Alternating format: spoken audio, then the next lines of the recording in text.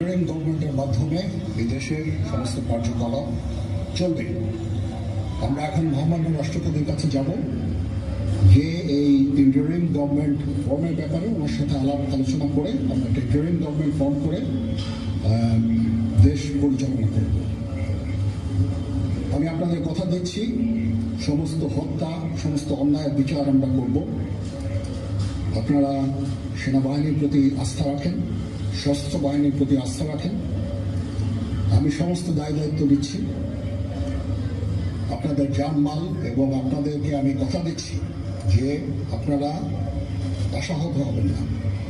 ইনশাল্লাহ আপনাদের যত দাবি আছে সেই দাবিগুলো আমরা পূরণ করব এবং দেশে একটা শান্তি শৃঙ্খলা ফিরিয়ে নিয়ে আসব। আপনারা আমার সাথে সহযোগিতা করেন দয়া করে।